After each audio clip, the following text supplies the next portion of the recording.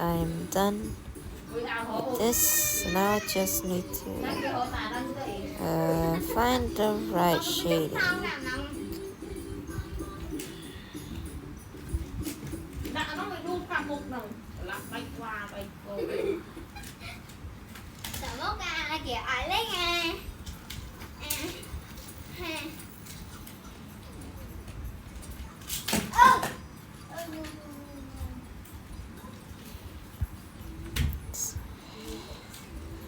Oh, can't find a good one.